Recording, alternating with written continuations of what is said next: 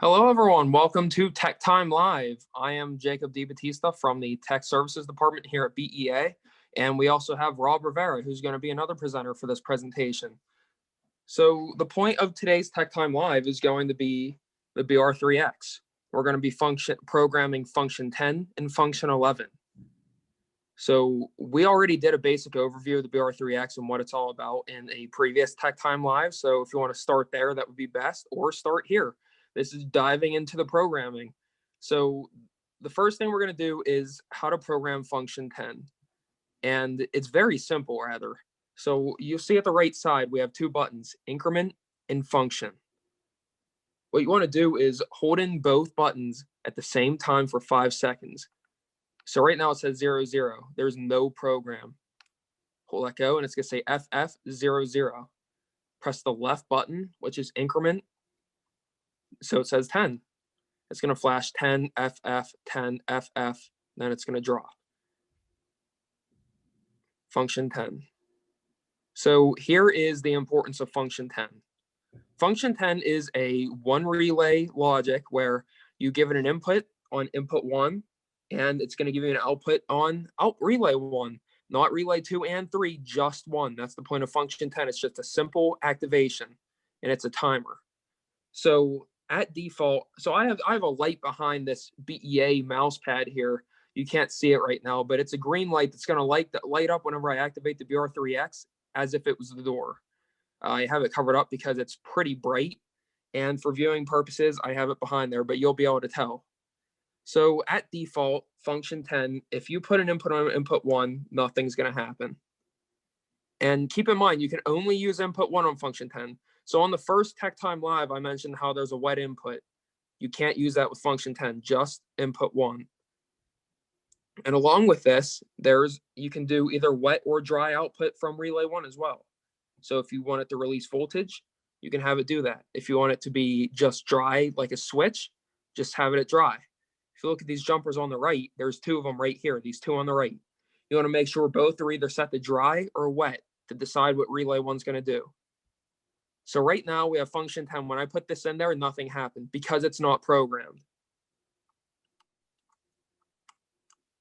Now let me show you why. When you press on function, you're going to see H1, 0, 0. There's no hold time for relay 1. So H1 is the relay hold time of relay 1. Press increment, and it says 0, 1.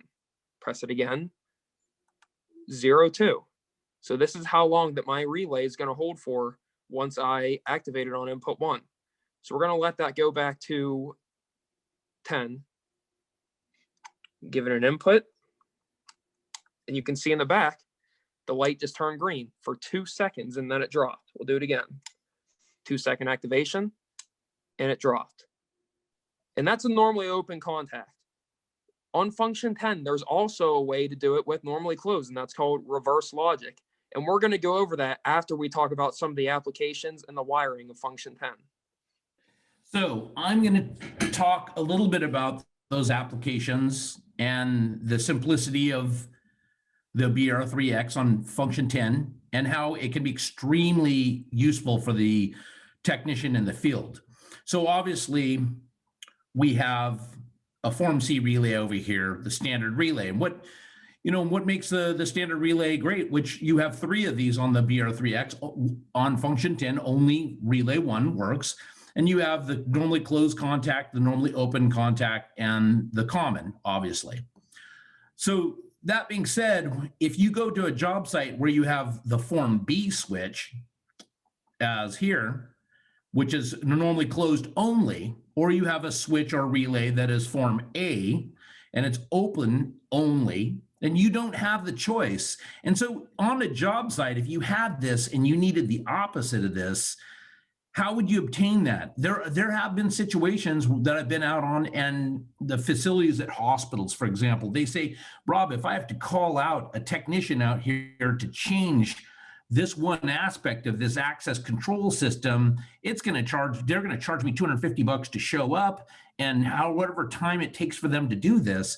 So, I mean, can't you just do it right here, right now, and just change it? So that being said, yes, you can. So how would you do that? If you, for example, had a form B switch or door switch, and you can see here, if we did take this switch and we wired it to our input right here. Okay, so now this, what's going to happen here is this is going to hold your signal output all the time, right? So that, and as soon as you open your door or activate your switch, it's going to release and count down on that timer. That is not going to really work if you have a form B switch contact for a, whatever you have there to activate it. So that's where we offer relay logic on here. The relay logic, the reverse logic, gives you the ability to change the input from a normally open to a normally closed. The advantage to that now is we can use this normally closed, this form B, and activate this just like it was a normally open, how it originally came with. We can adjust it to where either it's normally closed or it's normally open on the input leg. That gives us the ability now to save that $250 call from that customer, whether it's an access system, a door switch, a fire system, HVAC systems. Many of these have normally closed systems, and it costs more money to change everything. You could just throw in a BR3X and change that quite easily. Now, of course, you can go on your normally open, your normally closed, and your common. But if you needed that to hold 5 seconds, which we can go back to Jake DiBattista here, and Jake can put an input to the BR3X and show you that obviously it holds for that 2 seconds. I think you had adjusted to. Now, if if you were to put your jumper in there as a normally closed, like let's say we have our form B switch, and we have it in there. Okay, so now if you wired it reverse to that and you put it on the normally closed, which now is normally open, by the way. Now, if you pull that out quickly and then reinsert it, you'll see that you don't actually get, because the time delay is holding it, you need that output to signal and hold for a period of time. So Jake, if you can adjust that to the relay logic 1, which will change the input to a normally closed. And now when you put your jumper in,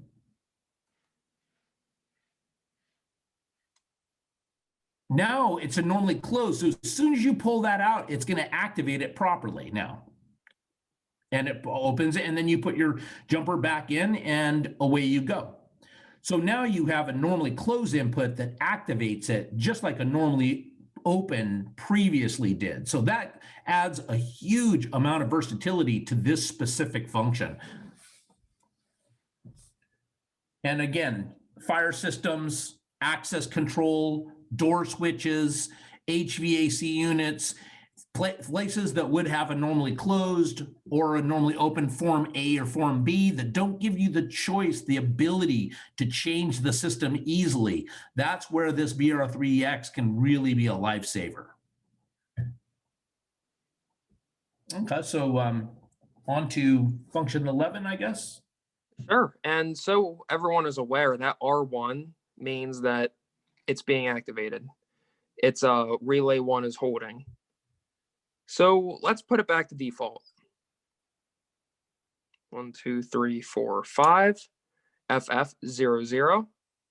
Now we're going to program function 11.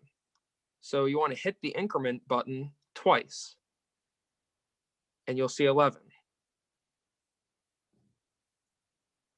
It's going to go FF11, and we're back at the standby.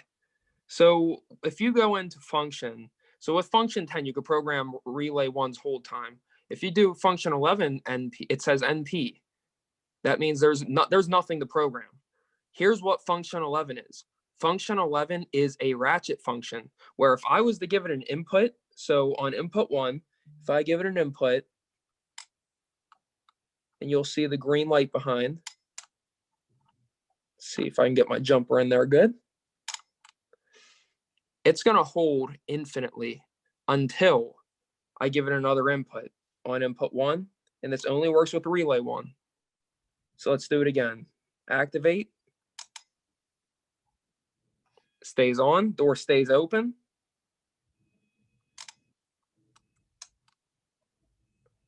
Door stays closed. And this is good for situations where you're trying to go up to a door and you have, so let's say you have wave to open plates on each side and your hands are full with cardboard or boxes or whatever. You can walk by that first wave to open switch, door stays open infinitely until you walk by the other one, and it lets the door come shut. So now that we know how to program function 11, we're going to go to Rob with the wiring and some more applications. On function 11, wiring is extremely simplistic. So obviously you're going to have your 2 wires for your power, you're going to have your 2 for your input, and as Jake mentioned, on function 11, it is a normally open, and you'd simply close this input to activate the relays. There is, again, as I think Jake pointed out, there is no hold time on function 11. Once you put it on function 11, it's just on function 11. And input to IN1 and ground is simply going to make the relay hold, and another input will open it. So Jake gave the perfect scenario where you talk about a push button going to IN1 and ground, and you have a push button on one side of the door, a push button on the other side of the door, a touchless switch, or whatever you have for activation. When you walk up and push your button on the outside, the door opens. This is commonly used in radiation rooms, commonly used in treatment facilities, any place where you don't want the door to close on somebody who is in a fragile state, senior homes even. You will hit the button, the door will open, you take the gurney person through the door, and then you close it on the other side. But the other advantageous part about this is you can use this on, and I have used it for, smaller access systems at grocery stores. When they don't want an elaborate, expensive access control system that has a time zone built into it that you can tell it to unlock a door at a certain time and then lock the door at a certain time. Now, it's a great feature of an access system, but those are, as I mentioned, fairly expensive systems. If you just got a keypad that would send a pulse, you could put that keypad in with the BR3X for a minimal cost. And now you can enter your code, your valid code. It'll trigger the BR3X at function 11, unlock the door, and it'll hold it all day. So at a storefront, you'd enter your code, it unlocks your business for the day. You go in, you do all your business. When you're at the end of the day, you enter your code again, it pulses and locks your door behind you. So it's very inexpensive, very functional, very simplistic. From here, again, you can use it in a multitude of ways, and we have, but just to give you some ideas on how simplistic the wiring is, Relay 1 is designed with an MOV, a metal oxide varistor, to protect for the contacts for mag locks and solenoid type inductive loads. So you could make and break your mag lock on the normally closed or the normally open. It wouldn't matter which one. You just give it a pulse and it would change the state. Mag lock, strike, whatever you have. And that right there is the BR3X for functions 10 and 11. Thanks everyone for watching this Tech Time Live. This is Jake and Rob with BEA. The next Tech Time Live we're going to be doing is it's going to be a series of BR3X. We're going to be doing function 22 next, and then we're going to be doing function 28. So if interested, make sure to sign up for those. They'll be on both Facebook Live and on Zoom. And we appreciate the feedback we've been getting and the participation. So we'll see you next time. Thank you, everyone.